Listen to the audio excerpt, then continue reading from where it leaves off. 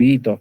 Ya esto habíamos estado viendo la clase pasada, en donde decíamos que el desarrollo organizacional o sea, la organización informacional del páncreas como estructura de un individuo completo, y debemos de entender que todo individuo está constituido por todos estos elementos. El páncreas es un órgano que tiene vínculo a nivel celular, a nivel del individuo, porque repercute en todo el sistema fisiológico integral. El páncreas va a producir hormonas endocrinas y exocrinas. Y entendiendo como hormonas endocrinas hormonas que son producidas y llevadas directamente a los vasos sanguíneos. Y como hormonas exocrinas, aquellas que son llevadas a cavidades internas en el organismo. Específicamente hormonas que van a participar en la digestión. Entonces el páncreas tiene esa actividad. Hablemos entonces de la ubicación anatómica del páncreas, que es lo básico, ¿no? El páncreas es una glándula que se va a ubicar de adelante hacia atrás, hacia arriba, que va a tener una región peritoneal, básicamente lo que corresponde a la parte anterior, que corresponde a la cabeza y al proceso uncinado, y la parte posterior, que es el cuerpo y la cola, que está ubicada hacia retroperitoneo. Entonces, la primera porción, la cabeza y el proceso uncinado, está en el marco duodenal. Casualmente, esa relación con el marco duodenal va a hacer que el conducto pancreático drene hacia el duodeno el contenido exocrino. Como lo vamos a ver, el páncreas va a tener internamente un conducto interno que va a desembocar en la ampolla de váter, regulado por el esfínter de Oddi. No sin antes, si ven esta estructura verde que está acá,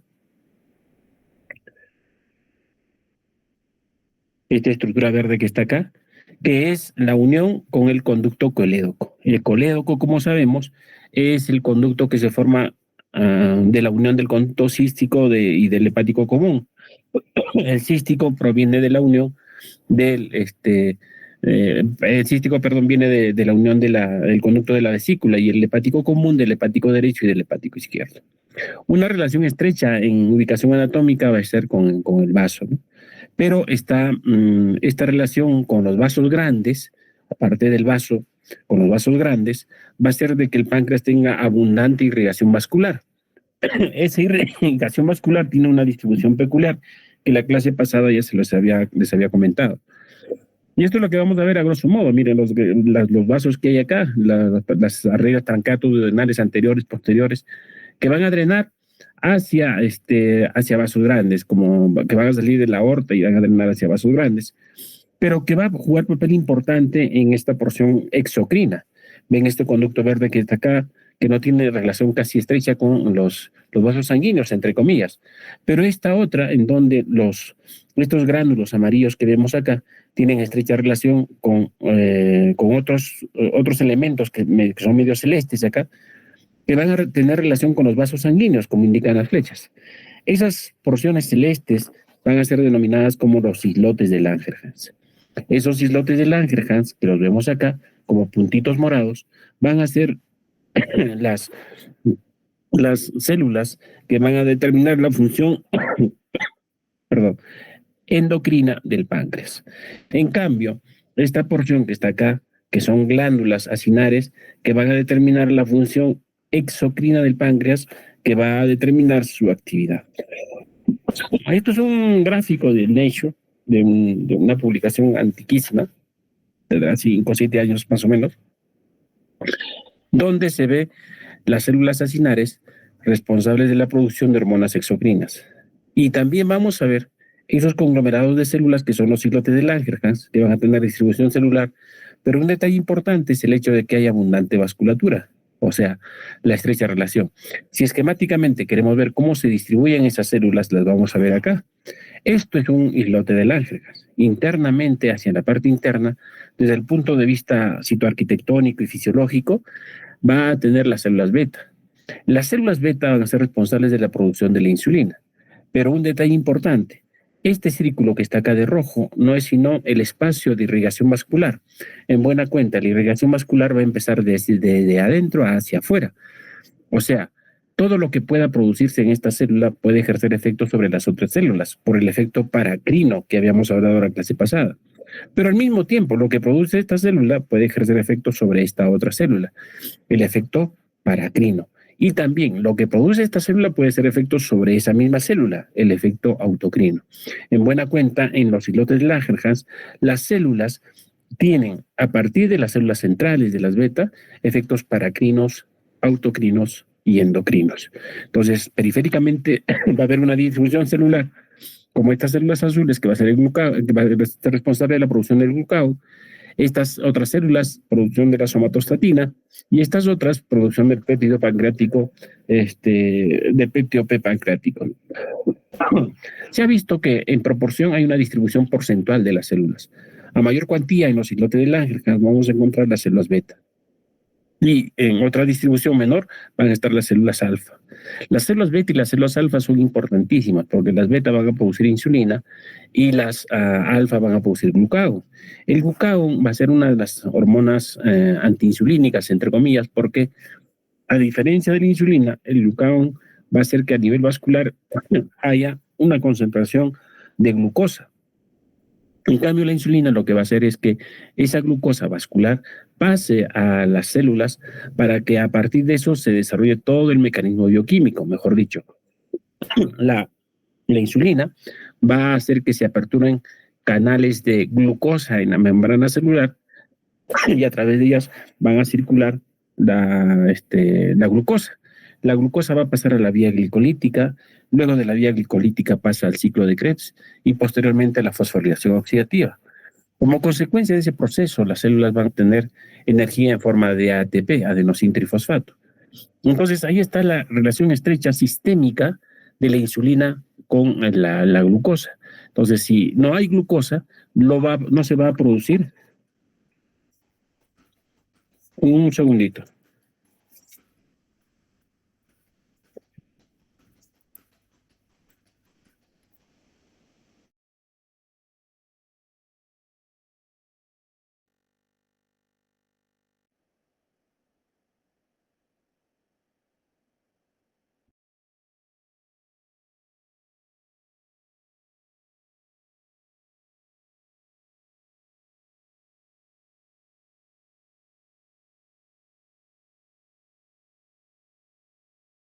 Contaba de que a nivel de los islotes de Langerhans hay células distribuidas en porcentaje. Las más importantes, las beta y las alfa.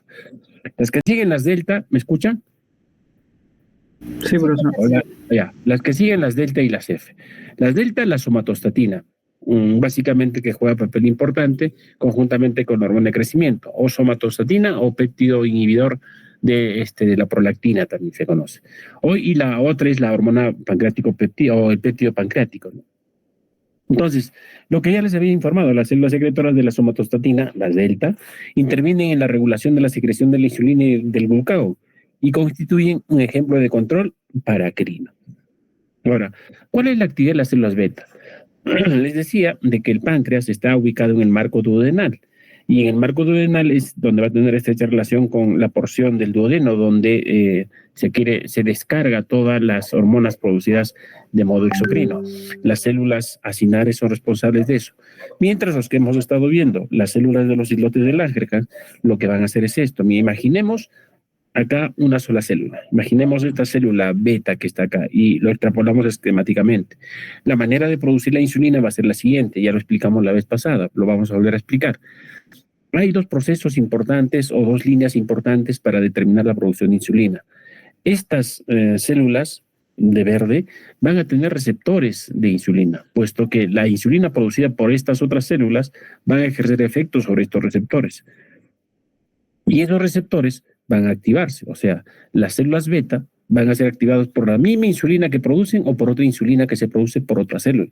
Entonces, al activarse el receptor, se activa una cascada intracelular de reacciones reguladas por el sustrato, el sustrato de respuesta a la insulina tipo 1, tipo 2, regulados por proteinoquinasas, que finalmente va a activar la expresión de la insulina. Pero la insulina no se produce como una insulina efectiva, sino se produce como un gran péptido que es una preproinsulina.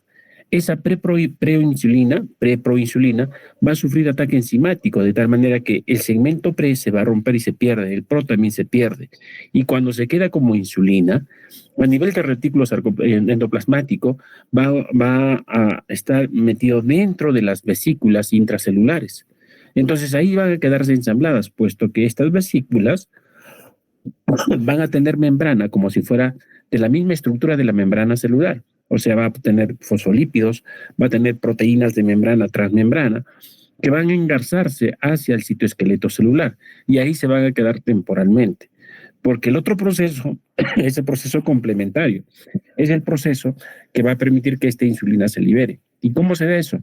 Les dije de que una vez que la insulina activa todo el sistema, va a haber un mecanismo de traslocación en el cual las vesículas cargadas de proteínas especiales se acoplan a la membrana celular y esta membrana celular se va a complementar con las proteínas que tenían estas vesículas. Esas proteínas se van a convertir en canales de membrana, pero canales de membrana específicos que van a ser los canales GLUT, de tal manera que va a pasar la glucosa. La glucosa en su metabolismo va a producir ATP. Pero el ATP, ¿qué cosa es? Es la adenosina trifosfato, o sea, la adenosina unida a 3 fosfatos. Eso quiere decir que en cada fosfato hay energía. Cuando se pierde un enlace fosfato, significa que se ha usado la energía, por lo tanto se va a formar un ADP. El ATP y el ADP hay una relación estrecha, porque el ADP se forma como el uso del ATP. Cuando se produce más energía del que se puede usar, lo que va a ocurrir es que el sistema va a bloquear los canales de proteína, de potasio. El canal de potasio se cierra y el potasio se queda acumulado intracelularmente.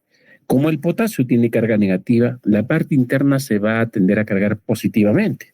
Entonces, la parte negativa que está acá se convierte en positivo. Eso como fenómeno eléctrico en la membrana se conoce como despolarización de membrana. Que esa despolarización lo que va a generar la apertura de canales de calcio voltaje dependientes, y el calcio va a ingresar. ¿Y por qué y para qué ingresa el calcio? El calcio lo que va a hacer es desnaturalizar temporalmente las proteínas de anclaje de estas vesículas, de tal manera que una vez desnaturalizadas va a permitir que estas vesículas se desplacen hacia la membrana celular. Entonces, esto también es un artículo antiguo de una revista alemana, en donde por microscopía electrónica se toma esta fotografía, donde se ve una célula beta con su núcleo, con sus organelas internas, pero además estas bolitas negras que están acá, que son las vesículas que almacenan la insulina. Entonces, si tomamos una vesícula, la vamos a ver esquemáticamente y se ha identificado de que hay como una especie de remolinos internos.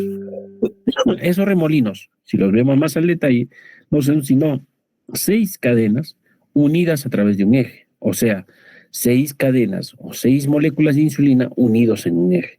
Pero esta molécula de insulina se ha formado a partir de esta preproinsulina, que por ataque enzimático lo que va a dar es la formación de 3 cadenas, 2 cadenas unidas y una cadena libre. A esta cadena libre se conoce como el péptido C. Y esta cadena libre es la que va a servir clínicamente para saber cuánto de insulina se produce, porque la proporción es 1:1. Como ven acá, se produce una molécula de insulina, pero se ha liberado una molécula de péptido C. En buena cuenta, la insulina y el péptido C son casi en relación 1:1. Si yo tengo 1000 moléculas de péptido C, debo extrapolar que hay 1000 moléculas de insulina que se produce. Y lo otro es que una vez producida la molécula de insulina, esta se va a unir en función a un eje y se van a unir 6 cadenas de insulina y se van a almacenar de ese modo. Otro detalle importante, chicos, es el hecho de que no solamente se almacena insulina, se almacenan moléculas como neurotransmisores como el GABA, moléculas como por ejemplo el ATP. Y miren la complejidad que tiene la membrana celular. Esa membrana celular, si nosotros nos quisiéramos poner a estudiar, nos podemos estudiar todo un ciclo solo sobre membrana celular y ver el mecanismo de las proteínas que hay ahí. Entonces, la liberación de la insulina, chicos, tiene un proceso importante. Esa liberación de la insulina, una vez que el calcio ha entrado y todo eso, o una vez que haya alta concentración de glucosa en sangre, se activan mecanismos de liberación de la insulina. La liberación de esta va a ser en dos fases, una primera fase y una segunda fase en meseta. Una primera fase que corresponde a la liberación de la insulina que previamente se ha formado y estaba almacenada. Y una segunda fase, dependiendo de la demanda, de la necesidad de insulina, va a ser aquella en la cual la insulina que se produce es liberada inmediatamente, por eso se forma como una meseta. Entonces, se hicieron investigaciones también, esto es una revista alemana, en donde hicieron comprobar cómo se da esa liberación. Se da con la regulación de la relación que hay entre células beta y con las otras células de los islotes de Langerhans. Por ejemplo, ellos hicieron una simulación de cultivos celulares con una sola célula beta y vieron cómo se producía la insulina, y la insulina obedecía a esta gráfica, que es una secreción pulsátil cada 2 o 10 minutos. Cuando pusieron más células de beta en relación, encontraron que esta relación o este tiempo de pulsatilidad de liberación de la insulina de 2 a 10 minutos se reducía a un rango menor de 3 a 6 minutos. Y esto es lo que explicaba que cuando se hace la evaluación de la liberación de la insulina o cuando se mide el tiempo de liberación pulsátil de la insulina, se encontró que era de 3 a 6, obedeciendo a este comportamiento y por lo tanto obedeciendo a la regulación paracrina de la producción de insulina. ¿Qué tiene que quedar claro entonces, chicos? Tienen que llevarse como mensaje es que primero hay una liberación pulsátil de la insulina. Como habíamos dicho en la clase pasada, una condición importante para que una molécula mensajera sea llamada como hormona es que tenga liberación pulsátil. Esa liberación pulsátil se mide en tiempos y esa liberación pulsátil es regulada por fenómenos paracrinos intracelulares. ¿Cuál es la actividad de la insulina? 3 puntos importantes donde actúa la insulina. 1, el tejido graso. 2, el tejido muscular. 3, el tejido hepático. En tejido adiposo, en el tejido graso, ¿qué hace? Aumenta la síntesis de ácidos grasos, aumenta el depósito de grasa en forma de triglicéridos y aumenta, por lo tanto, la producción de enzimas como la actividad de la lipasa lipoproteínica. Ahora, a nivel del hígado, ¿qué hace? Hay mayor síntesis de lípidos y proteínas. Como hay exceso de glucosa, recuerden que metabólicamente, cuando no hay glucosa, las células apelan a rutas metabólicas alternas para producir ATP, y esas rutas metabólicas alternas, una de ellas va a ser la gluconeogénesis, donde se va a producir energía con moléculas diferentes a los carbohidratos y por lo tanto diferentes a la glucosa. ¿Qué moléculas tenemos de ese tipo? Tenemos las proteínas y los ácidos grasos. Pero eso no es gratis. Cuando se metaboliza proteínas y ácidos grasos, se producen cuerpos cetónicos que van a generar la cetogénesis. Por lo tanto, si hay exceso de glucosa en la célula, no va a haber cetogénesis, no va a haber gluconeogénesis, pero sí va a haber una mayor síntesis de glucógeno. ¿Por qué? Porque la glucosa se almacena en forma de glucógeno a nivel hepático. Y si hay glucosa en exceso, cuando llegan a las células, ¿qué va a pasar? Va a haber mayor metabolismo de la glucosa, por lo tanto hay una mayor glucólisis. Ahora, a nivel del músculo, ¿qué va a hacer? El músculo necesita de glucosa para su actividad, por lo tanto, como hay glucosa en exceso y la insulina lo va a meter a la célula, va a haber mayor ingreso de glucosa a los músculos y eso va a arrastrar el ingreso de potasio para la contracción muscular. Y como hay glucosa en exceso, esto se va a almacenar en forma de glucógeno. Por lo tanto, no se requiere apelar a rutas alternas. Hay menor proteólisis. Sin embargo, cuando hay menor proteólisis, hay mayor captación de aminoácidos. Y si hay aminoácidos, hay mayor producción de péptidos. Y si hay péptidos, hay mayor producción de proteínas. Entonces, la actividad de la insulina, fundamentalmente tejido adiposo, músculos e hígado. Ahora, la insulina, ¿cómo regula esto? La insulina es regulada básicamente, la glucosa es regulada básicamente con la insulina. O sea, la homeostasia y la glucosa básicamente está regulado por la insulina. Pero para que la insulina se regule esto, hay condiciones fisiológicas de esta, mejor dicho. Hay condiciones que estimulan la producción de insulina y hay condiciones que inhiben la producción de insulina y hay una lucha de contrarios permanentemente. ¿Qué condiciones estimulan la insulina? O sea, la producción de la insulina. Hay 2 condiciones. La primera son aquellos que inician la producción de la insulina. La segunda es que aquellas en las cuales se potencia la liberación de la insulina. ¿Quiénes inician? La concentración de glucosa en sanguínea. Por lo tanto, cuando uno se come por un chocolate, tu páncreas está empezando a funcionar para producir insulina.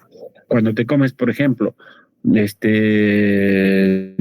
tus caramelos con tu chocolate, esa concentración de glucosa estimula a la producción de la insulina. ¿Qué más? Los aminoácidos básicos, los ácidos grasos, las cetonas y los antidiuréticos como las sulfonilesterasas, por ejemplo. Ahora, los secundarios, o sea, los que potencian, ¿cuáles van a ser? El glucógeno, la hormona de crecimiento, el sistema parasimpático, las hormonas intestinales, la hormona adrenocorticotropa, la hormona estimulante tiroides, las catecolaminas, pero acá sí hay que hacer mención de que es estimulante las catecolaminas cuando funciona con receptores del tipo beta, porque cuando funcionan con receptores del tipo alfa, lo que va a pasar es un bloqueo de la producción de insulina. Casualmente, los que reducen la liberación va a ser la hipocalcemia, la somatostatina, el sistema simpático y las catecolaminas, pero con receptores alfa. Mire, receptores alfa para inhibidores y receptores beta para potenciadores. Entonces, el hígado y las hormonas van a jugar papel importante en la regulación de la glucosa, mientras que la insulina reduce la glucosa sanguínea. Pero ¿quiénes incrementan la glucosa en sangre? El glucagón, la adrenalina, el cortisol y la hormona de crecimiento. Pregunta de examen. Hormonas antidiuréticas, glucagón, adrenalina, cortisol y hormona de crecimiento. Listo, chicos. Te damos un par de minutos para entrar al otro tema. ¿Ok? Al final hacemos las preguntas y resolvemos algunas dudas que puedan tener.